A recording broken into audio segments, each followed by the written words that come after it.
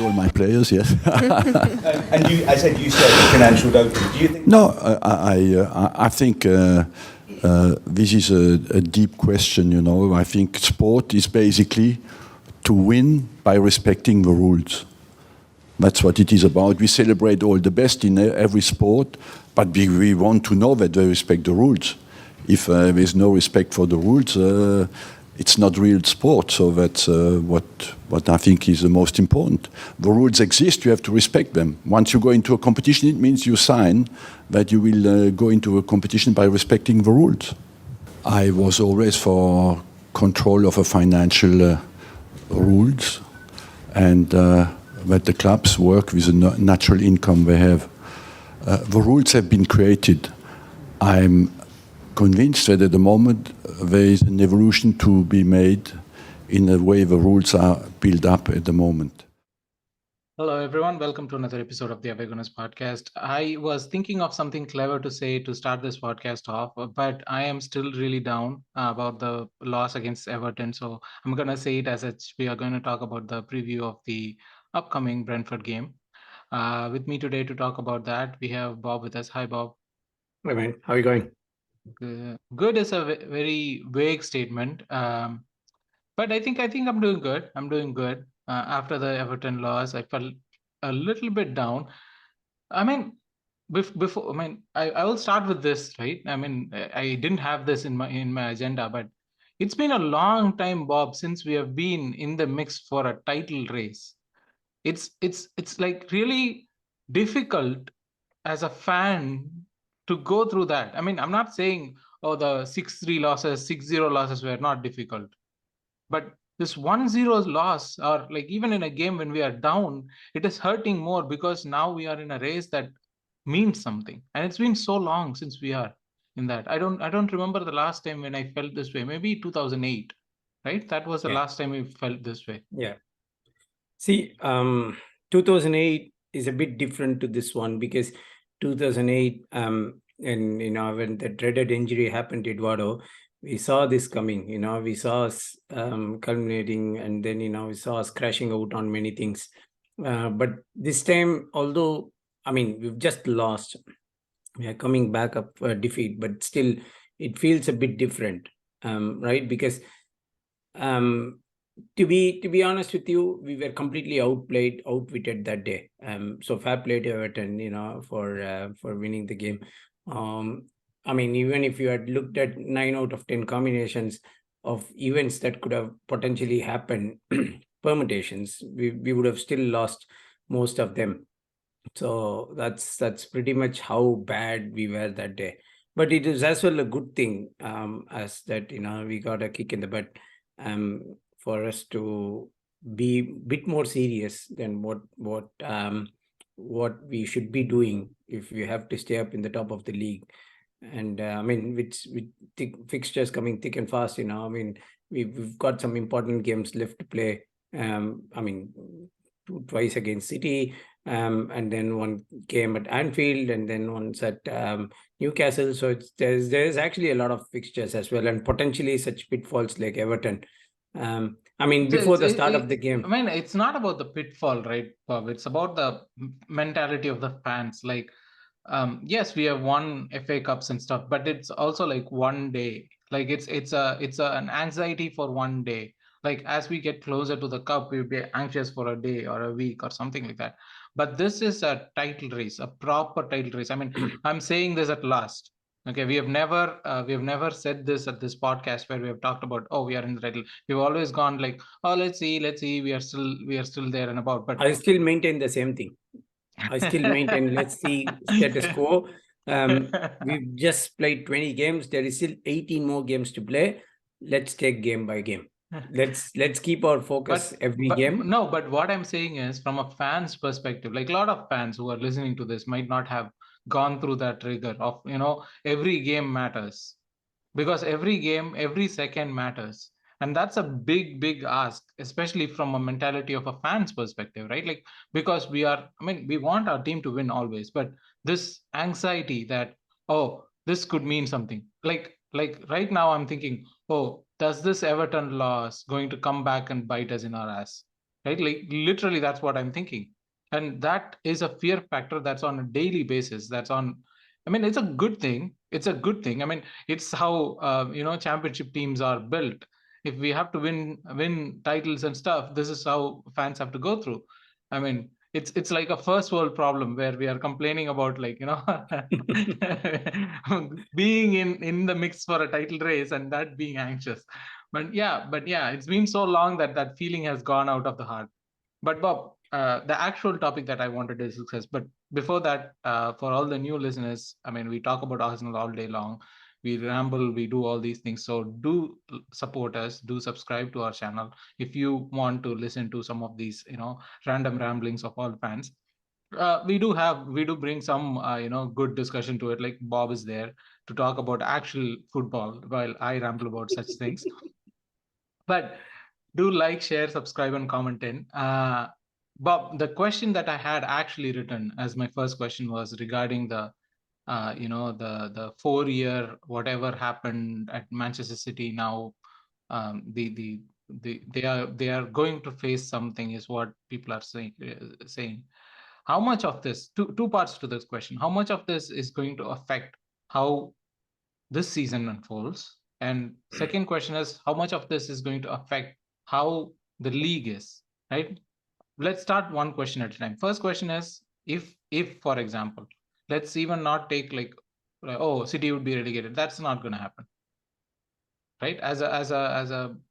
It'll be a point deduction, maybe 5-point deduction, maybe 10-point deduction. We don't know, right? That's the maximum. Personally, for me, having seen all these financial fair play punishments and all those sort of things in the past, I don't really expect anything to happen at all. Because if you looked at carefully the interviews of Wenger, whatever that he has spoken in the past, he would always rely on the fact that financial fair play would actually come back and bite City and Chelsea and all those sort of teams.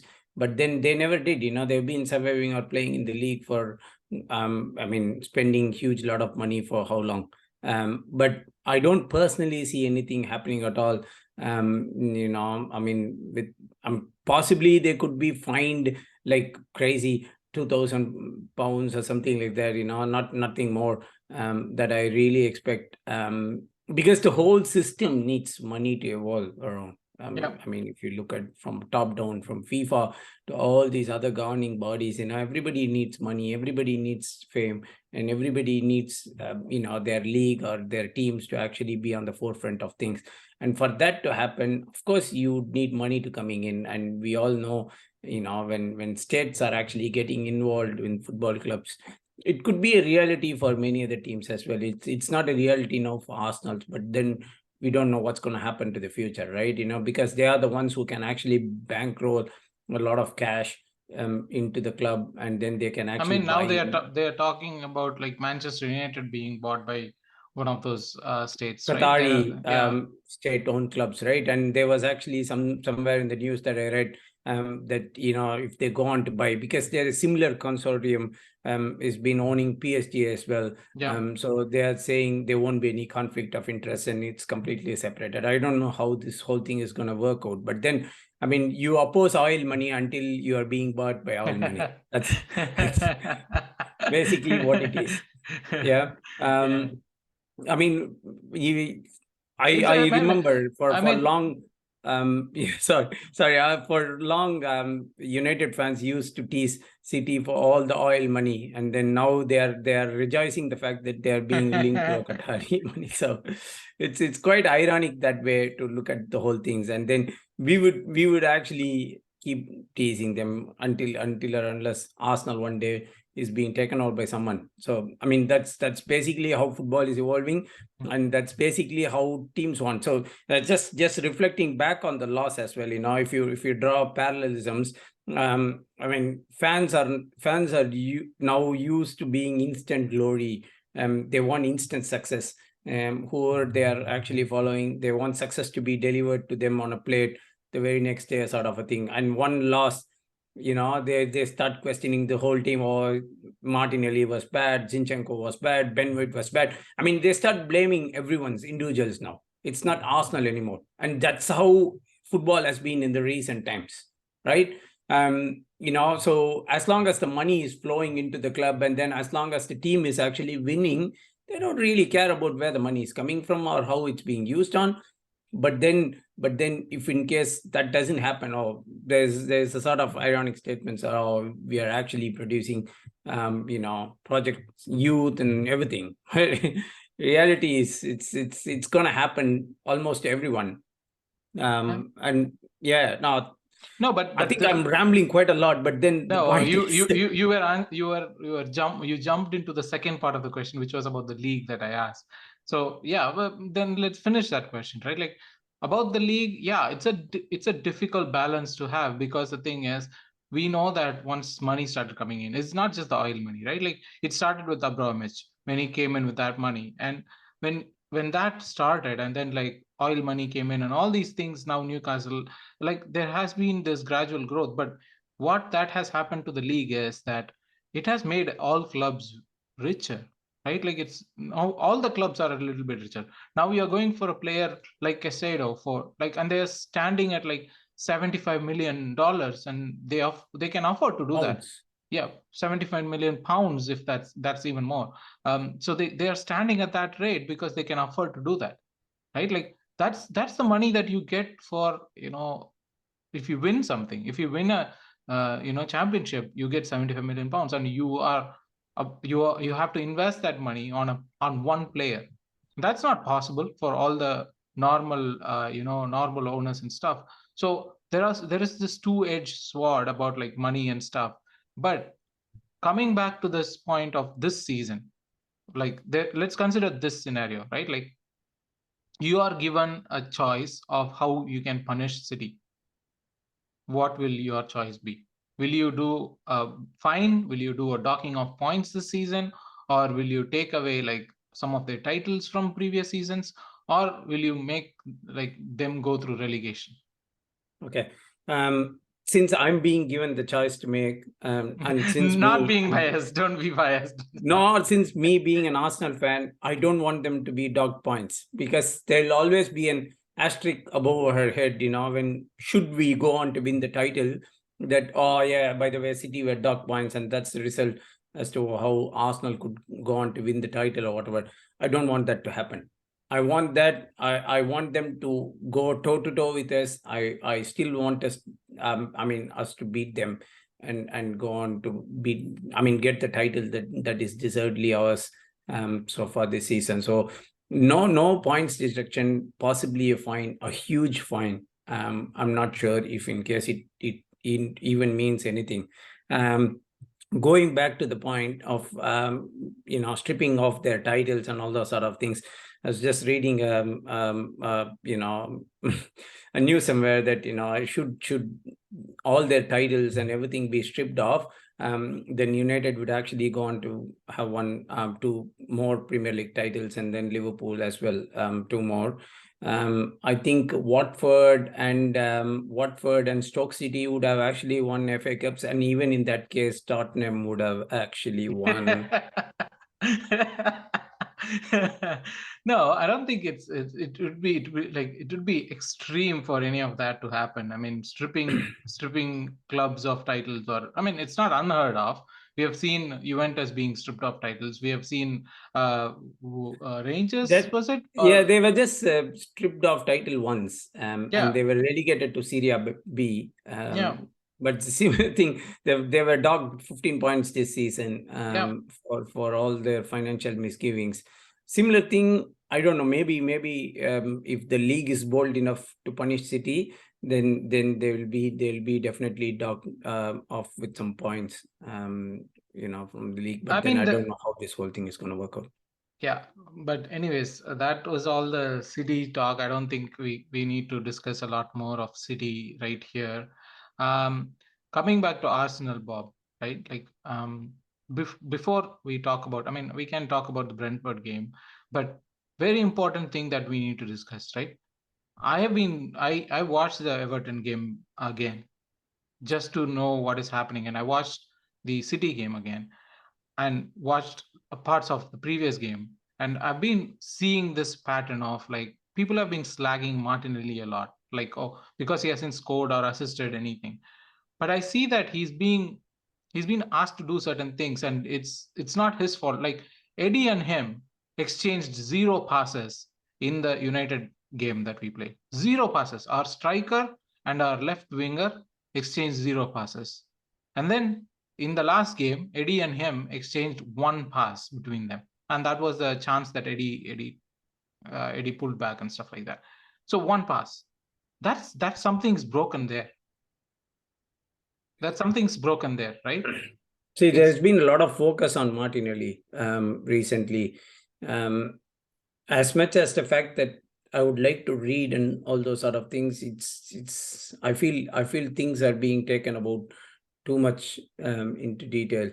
I mean, I agree the fact that Martinelli has been struggling since the World Cup, which also coincides with the fact that he's not been playing with Jesus. But then you can't just rely upon one player, for him to be available for the other one be effective. Jesus in that case. So I don't really know if it's the effect of the World Cup or if the lack of availability of Jesus is putting a lot of pressure.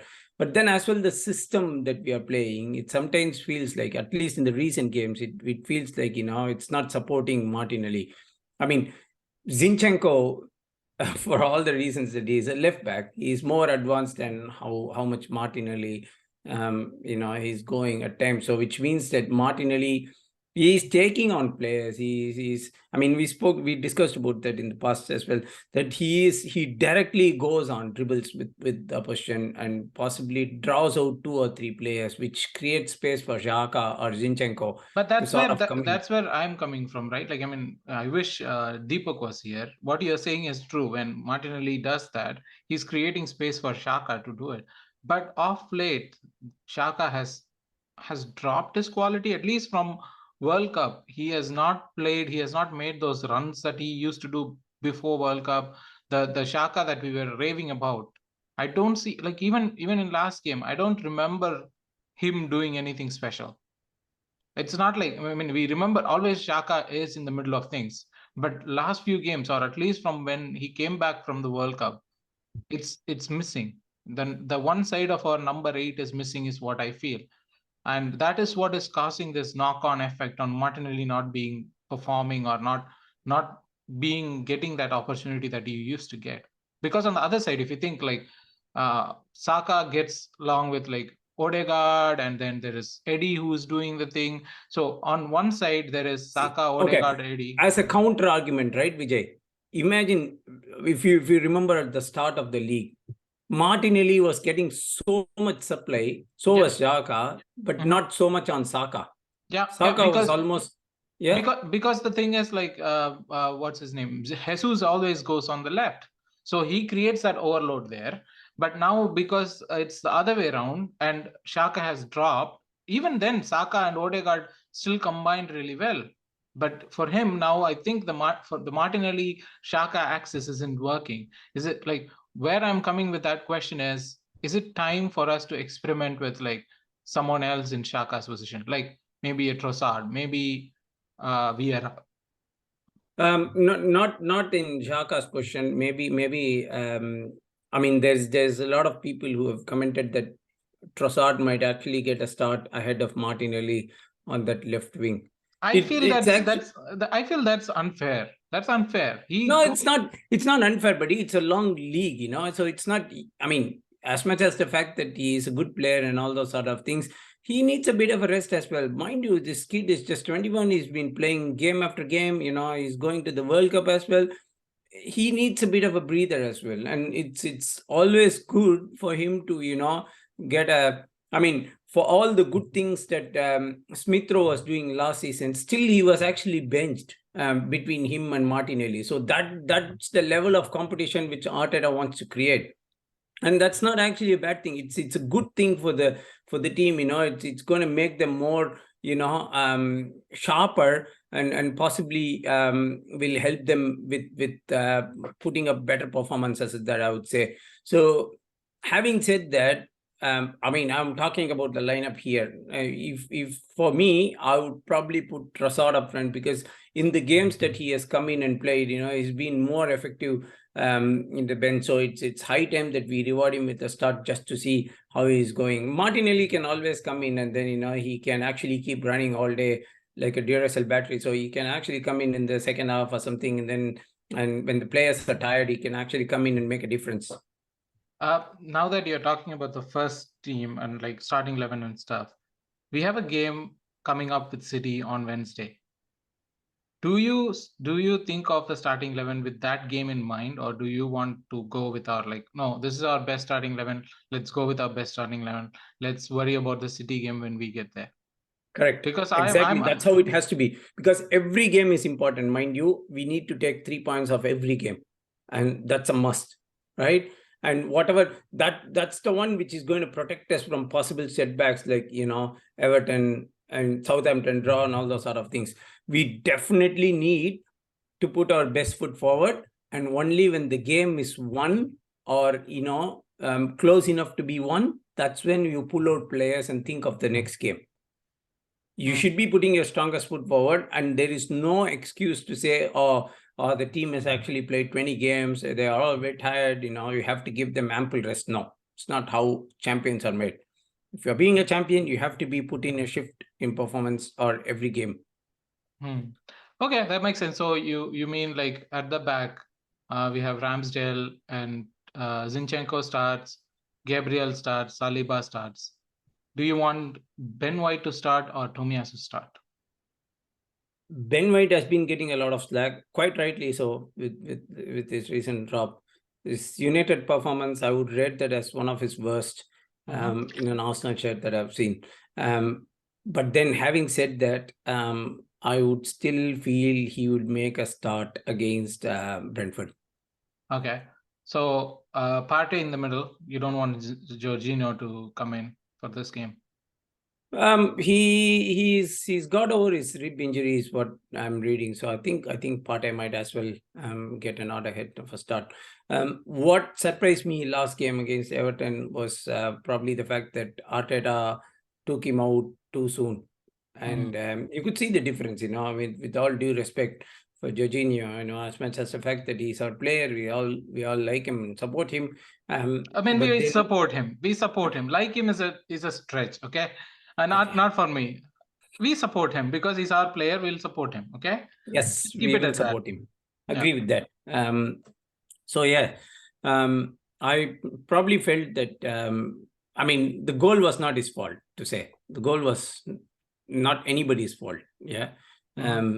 It was a goal which was happening. It had Sean Dyche written over it all along. So we were just having a bad timing, completely a bad timing that day, if I were to just reflect back on things. But then to say that Partey should be on the pitch more longer is what I felt. And having said that, he's definitely, I would want him to start the game ahead of Jorginho. And Xhaka and Odegaard, and then you are saying Trossard, Nketiah, and Saka. Is that Correct. your lineup? Okay. Now for Brentford, I literally don't know what their starting lineup is. So you give me the starting lineup for Brentford. Okay, you put me in a spot there. I was trying to read. That's what I do. That's what I do, Bob. I have no idea of any football brain. Okay, I watch and I yell and I shout. That's all I do. So go ahead. Yeah. So Raya. I'm glad that they managed to keep hold of Raya, because I'm not sure if you read, but then Hugo Lloris suffered an injury, and they were heavily tracking Raya during the winter window. Brentford didn't let him go at all, especially to a rival top 8 club. So, fair play to Brentford, for keeping in Raya, which is as well good. So Raya will be on goal.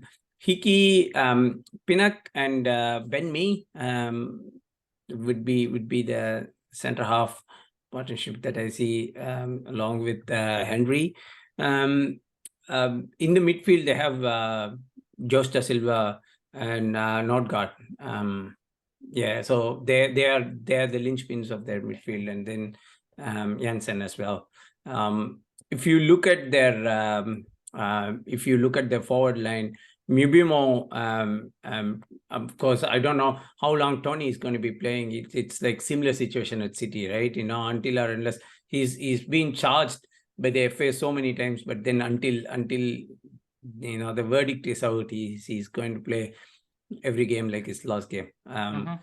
Just to put a little bit of things into perspective, I think for 10 or 15 breaches that Kieran Trippier had of betting, he was almost banned for like 6 to 10 weeks. I can't exactly remember what it was. So Tony has been charged like more than 200 odd times. So which means that it could possibly stretch for quite a lot longer than what people think it is. So Tony has to face every game like he's playing his last Premier League game at all, or his last football game at all. We don't know. And then apart from Tony, I said Mbeumo and Visa would be the last one of Brentford. But if I have to ask you this question, right, like a quick answer on that is, Arsenal has been found out. I would say found out. Arteta's football has been found out a couple of games this season, especially against like Newcastle and Everton, where they're lumpy balls over and the huge physical things. That seems to be the way to stop Arsenal, right? Like that seems to be the way to stop us from scoring, make those fouls. If I learned one thing from the Everton game, right? They clipped our wings first. Yep. They clearly did that. I mean, for every ball going towards Saka and Martinelli, I remember it was Coleman and can't remember the other one on the flank. They completely broke down. They were easily accepting for they were doubling up. They were doubling up on our wingers. Yeah. That's their idea. And that clearly, I mean, and they actually pushed forward. I'm not sure. I mean, they looked more threatening to score an open play goal than us that day. That showed how much they were. Onana, I mean, really, man, I really root the fact that we didn't get to buy him.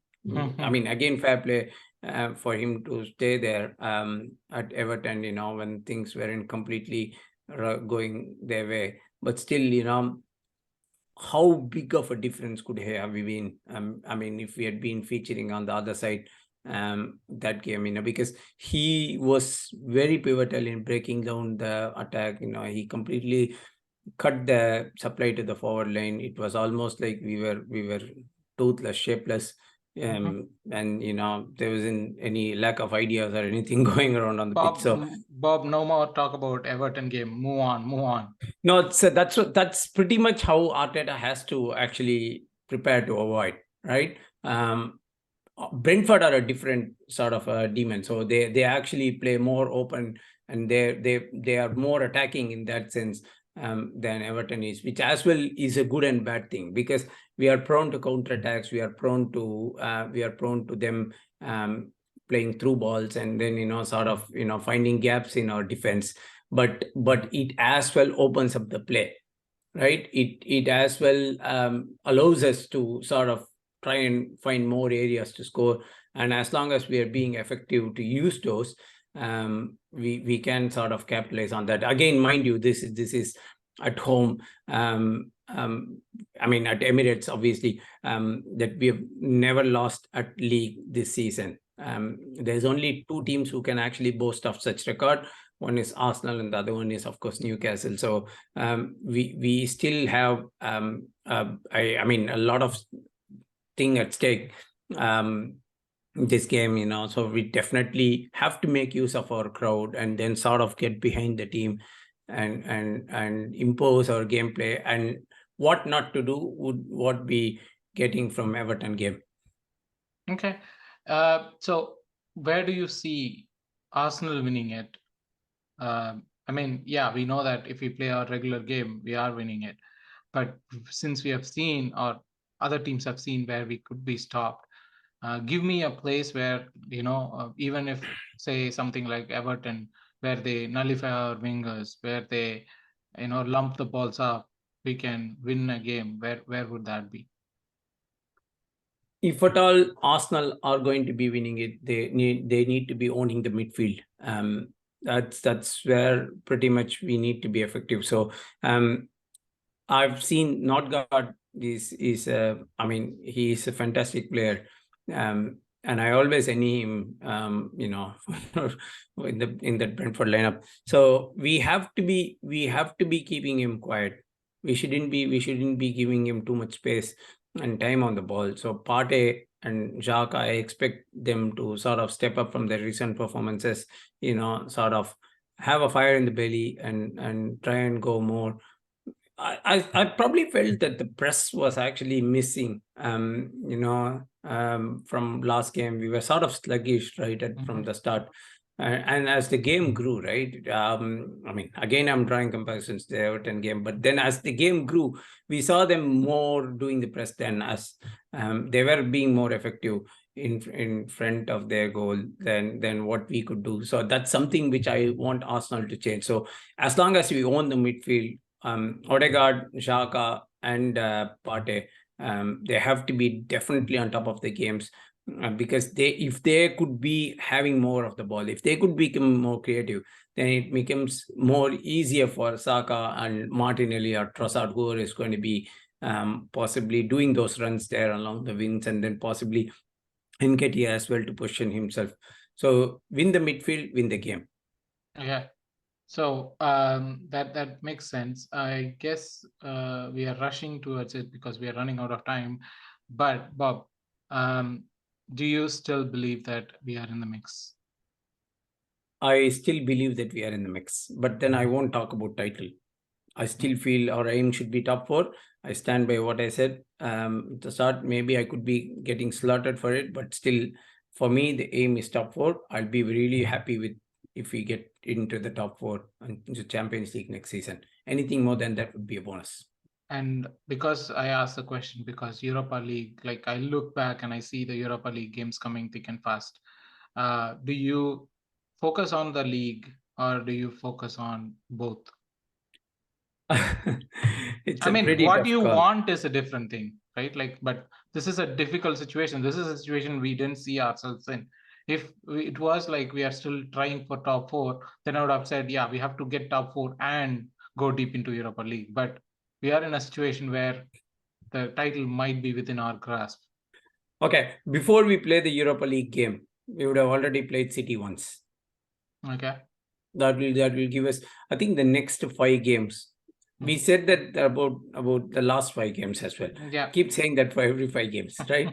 But next 5 games would actually define how we are going to be, because if we are still coping up with some of these major games coming up, mind you, Jesus is back very shortly, so is Smith Rowe. So which means that we could almost have a full lineup ready for us at our disposal. So Jesus coming in is a massive boost. People completely underestimate him for the lack of goals that he's been not scoring in the recent times. But then his presence in the pitch is like next to none.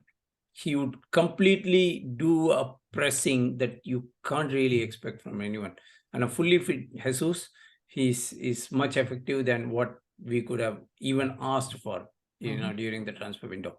So that said, if we keep taking it game by game, still keep winning it every now and then, grind out results or whatever way that we can be in the mix, and we can definitely look to see where we are. And if we are actually comfortable enough, we might as well take on both these trophies at once. We don't know. Awesome. So I'm putting you on the spot for the prediction. For this game, I'm not asking you to predict the entire season. I'm asking you to predict this game. That's what I do. 1-0 Arsenal. 1-0 to the Arsenal. That sounds great. After the Everton game, I would take a win in any way, any form that we want. Thank you, Bob. Thank you for joining in, and for everyone who's still listening to us, do like, share, subscribe, comment in your thoughts on the Manchester City debate that we had, and also about like our season and what our priorities should be. You can reach out to us in our social media platforms, and you can be part of the show too if you want to. So. Thank you, Bob. Talk to you soon after the victory. Bye. Thanks, Matt. Thank you.